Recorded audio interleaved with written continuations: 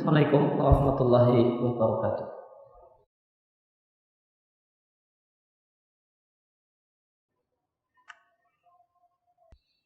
Innal hamdalillah nahmaduhu wa nasta'inuhu wa nastaghfiruh wa na'udzu billahi min shururi anfusina wa min sayyiati a'malina may yahdihillahu fala mudilla lahu wa may yudlil fala hadiya lahu wa asyhadu an la ilaha illallah wahdahu la syarika lahu wa asyhadu anna Muhammadan 'abduhu wa rasuluhu sallallahu alaihi wa ala alihi wa sahbihi wa sallam. Ya ayyuhalladzina amanu taqullaha haqqa tuqatih wa la tamutunna illa wa antum muslimun. Ya ayyuhan nasu taqu rabbakum alladzi khalaqakum min nafsin wahidah wa khalaqa minha zawjaha wa batha minhuma rijalan katsiran wa nisaa'a wattaqullaha alladzi tasaaluna bihi wal arham innallaha kana 'alaikum raqiba.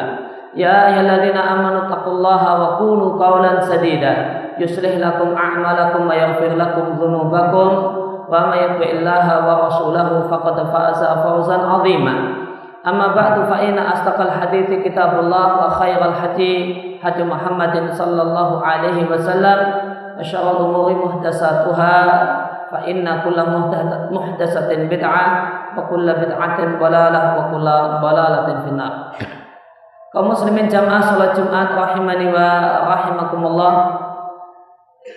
Kami pesankan kepada diri kami pribadi dan jemaah sekalian, marilah kita tingkatkan kualitas keimanan dan ketakwaan kita kepada Allah Subhanahu wa taala dengan kita semakin bersungguh-sungguh menjalankan berbagai hal yang diperintahkan oleh Allah dan Rasul-Nya, dan kita juga bersungguh-sungguh untuk meninggalkan berbagai hal yang dilarang oleh Allah Subhanahu wa taala dan Rasul-Nya.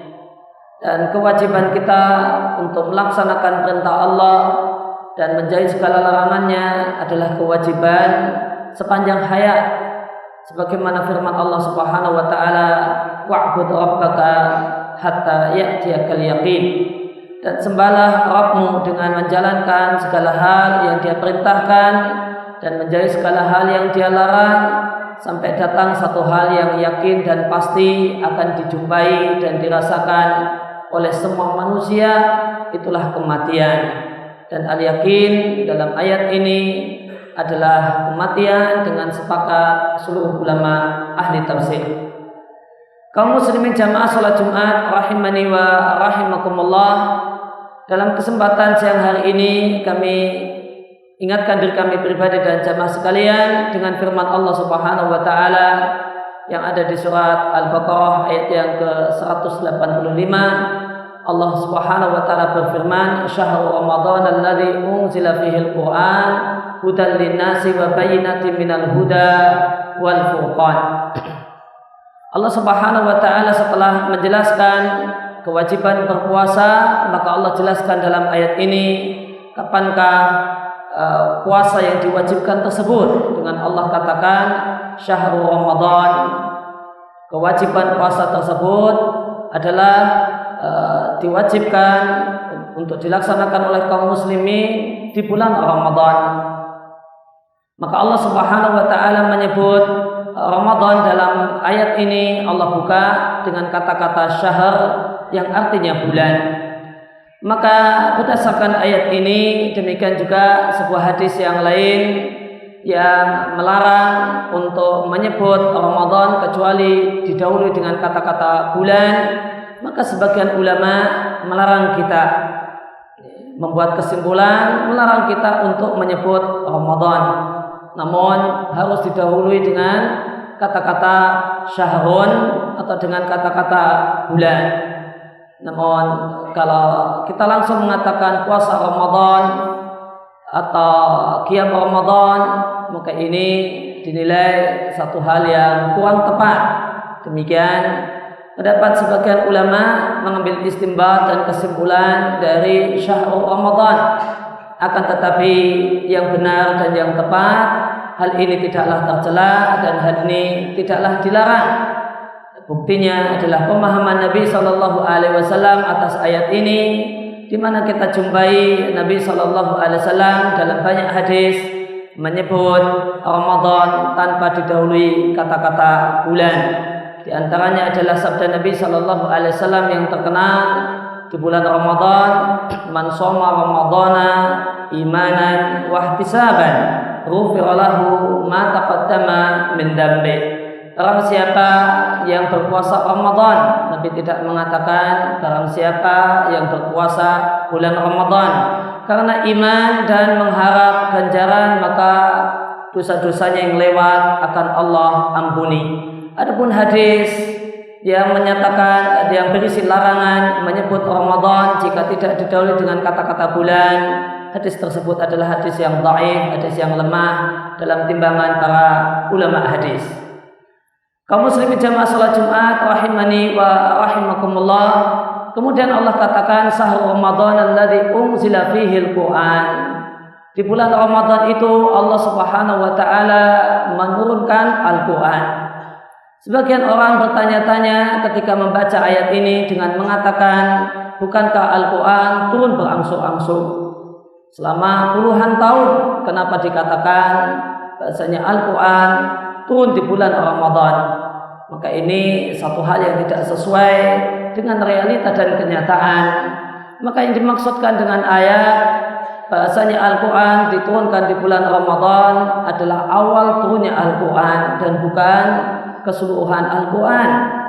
Maka Al-Quran turun pertama kali di bulan Ramadan di malam hari, yaitu malam Lailatul Qadar, yang itu terjadi pada hari Senin ketika itu. Maka sedangkan realita Al-Quran turun bertahap, sedikit demi sedikit, sesuai dengan peristiwa dan sesuai dengan apa yang dikehendaki oleh Allah Subhanahu wa ta'ala. Kaum muslimin jamaah salat Jumat rahimani wa rahimakumullah, dan Allah sampaikan dan Allah nyatakan dalam ayat ini bahasanya Allah Subhanahu wa taala menurunkan Al-Qur'an, dan yang namanya turun itu dari atas ke bawah. Maka hal ini mengisyaratkan dan menunjukkan bahasanya Allah Subhanahu wa taala zatnya ada di atas sana dan tidak di mana-mana. Bahkan Allah Subhanahu wa taala ada di atas arsy, sebagaimana yang Allah tegaskan dalam banyak ayat, Ar-Rahmanu 'ala 'arsy istawa. Di surat Toha Allah katakan bahasanya Allah Ar-Rahman, zatnya ada di atas sana.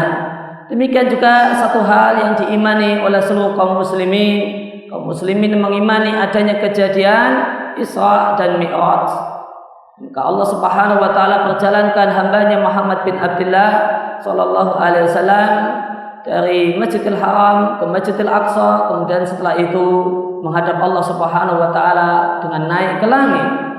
Maka hal ini tidak lain dan tidak bukan jelas-jelas menunjukkan bahasanya Allah Subhanahu wa taala ada di atas sana dan tidak di mana-mana. Maka satu hal yang aneh namun nyata ketika ada seorang yang beriman, mengimani Isra dan Mi'raj, akan tetapi tidak mengimani dan tidak percaya bahasanya Allah Subhanahu wa taala ada di atas sana. Kaum muslimin jamaah salat Jumat rahimani wa rahimakumullah, syahrul Ramadan alladzi unzila fil Qur'an hudal linnas. Maka Allah katakan bahasanya Allah turunkan Al-Quran dengan memiliki fungsi yang pertama adalah hudal linnas, sebagai hidayah untuk seluruh manusia.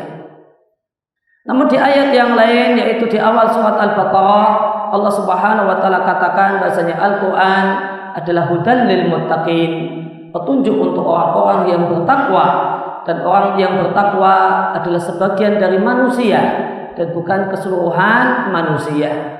Oleh karena itu, apakah dua ayat ini bertentangan? Jawabannya tentu saja tidak.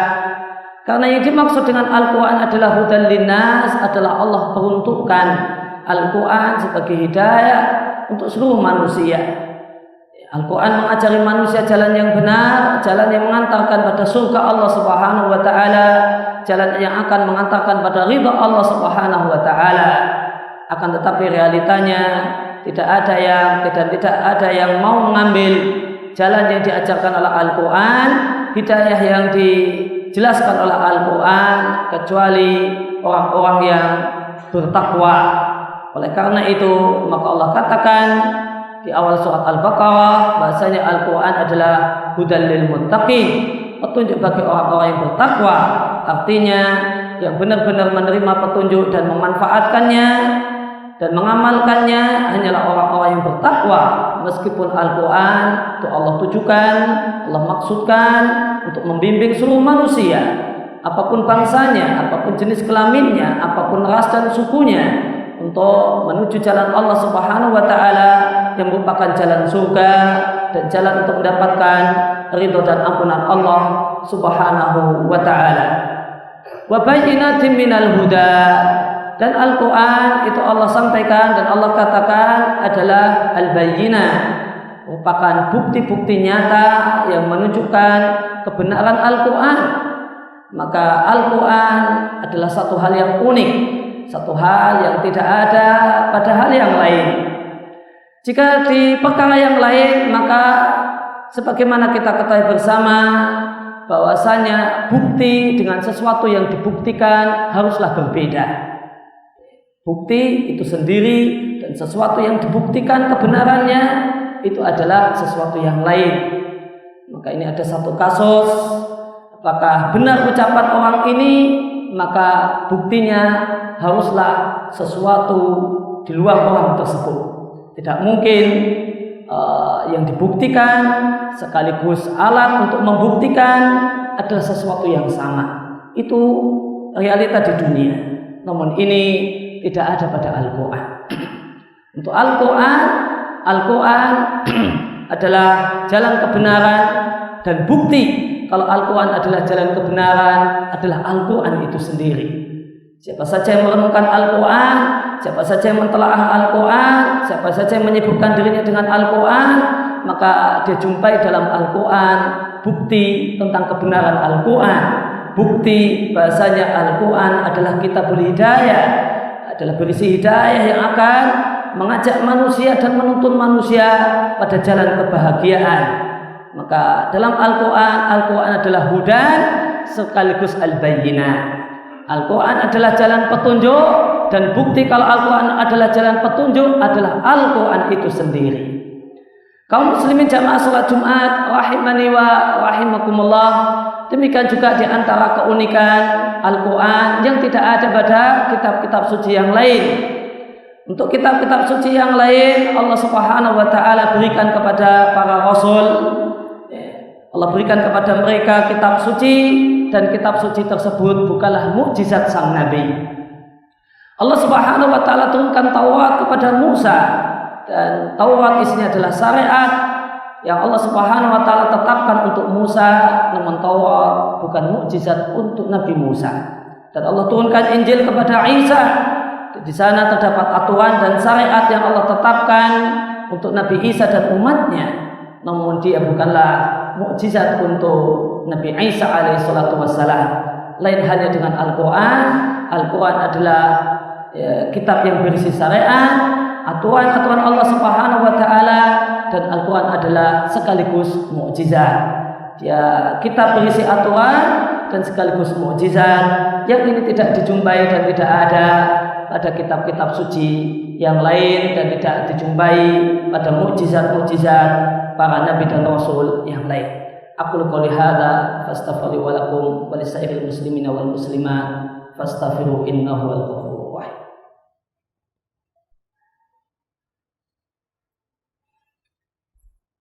Alhamdulillahilladzi hadana li hadza wa ma kunna linahtadiya laula an hadanallah laqad ja'at rasul rabbina bil haqq wa nutu an tilkumul jannatu uristumuha bima kuntum ta'malun wa asyhadu an la ilaha illallah wahdahu la syarika lah wa asyhadu anna muhammadan abduhu wa rasuluhu sallallahu alaihi wa ala alihi wa sahbihi wa sallam. Amma ba'du.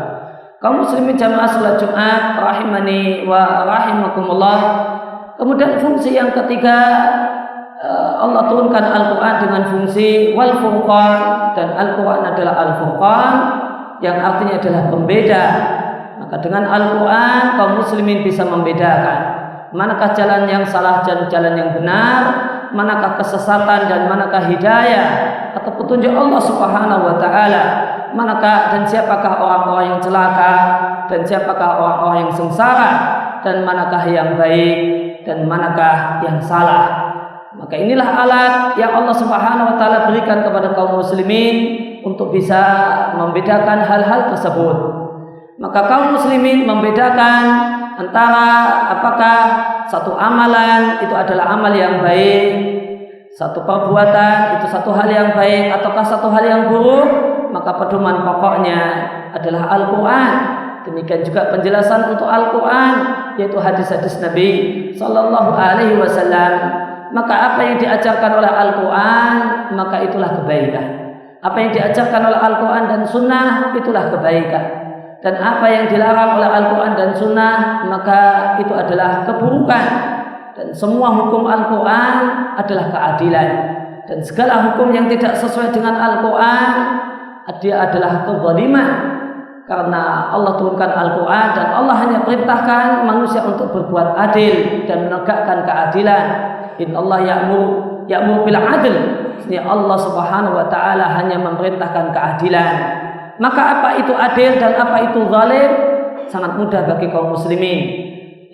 Tinggal apakah hal tersebut sejalan dengan Al-Quran dan hadis Nabi, maka itu adalah keadilan. Dan semua hukum yang tidak sesuai dengan Al-Quran dan hadis-hadis Nabi Sallallahu Alaihi Wasallam, maka itu adalah kezaliman. Meskipun perasaan, tradisi dan akal manusia menganggap itu adalah sebagai sebuah keadilan.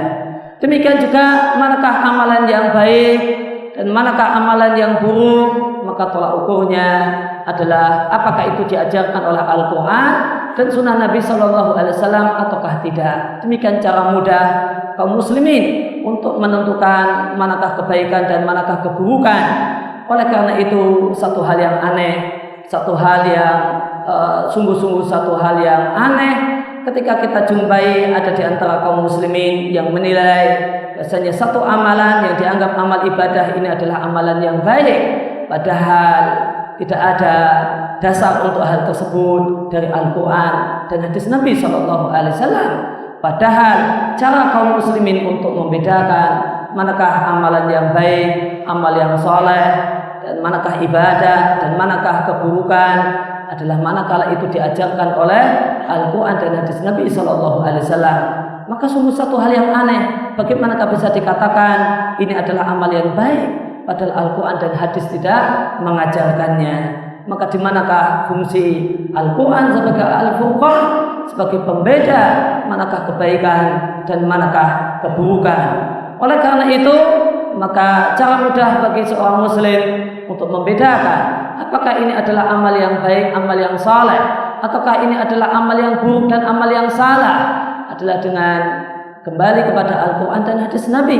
Jika itu diajarkan oleh Al-Quran dan hadis Nabi, maka itu adalah ibadah, itu adalah kebaikan, dan itu akan mendekatkan pelakunya kepada Allah Subhanahu wa taala. Namun jika itu tidak ada dalam Al-Quran, tidak ada dalam tuntunan Nabi Sallallahu Alaihi Wasallam, maka meskipun perasaan menganggap itu baik, pandangan masyarakat menganggap itu satu hal yang terpuji, akal boleh jadi mengatakan satu hal yang bagus, akan tetapi ketika tidak ada dalam Al-Quran dan Sunnah, maka itu adalah satu keburukan. Karena Al-Quran Allah turunkan kepada kita untuk jadi alat pembeda manakah kebaikan dan keburukan. Demikian yang bisa kita bahas dalam kesempatan siang hari ini, seiring berdoa kepada Allah Subhanahu wa taala agar Allah Subhanahu wa taala memberikan kepada kita kekuatan untuk bisa mengamalkan Al-Quran, sehingga hidayah Al-Quran itu adalah betul-betul kita laksanakan dan kita bisa bedakan kebaikan dan keburukan, kesesatan dan hidayah dengan mengamalkannya dan dengan melaksanakannya. Allahumma salli ala Muhammad wa ala ali Muhammad kama sallaita ala Ibrahim wa ala ali Ibrahim innaka Hamidum Majid, wa barik ala Muhammad wa ala ali Muhammad kama barakta ala Ibrahim wa ala ali Ibrahim innaka Hamidum Majid. Allahumma ighfir lil mu'minina wal mu'minat wal muslimina wal muslimat al ahya'i minhum wal amwat innaka antas sami'un qaribun mujibud da'wat innaka anta ala kulli syai'in qadir. Rabbana ighfir lana dzunubana wa li walidayna warhamhum kama rabbayana shighara. Allahumma inna nas'aluka al-huda wa tuqa wal afafa wal ghina. Allahumma inna nas'aluka hubbaka wa hubba man yuhibbuka wal amal alladhi yuballighu hubbaka. Rabbana hab lana min azwajina wa dhurriyyatina qurrata a'yun waj'alna lil muttaqina imama. Rabbana atina fid dunya hasanah wa fil akhirati hasanah wa qina adzabannar. Wa sallallahu ala nabiyyina Muhammadin wa ala alihi wa sahbihi wa sallam wa akhu da'wana alhamdulillahi rabbil alamin.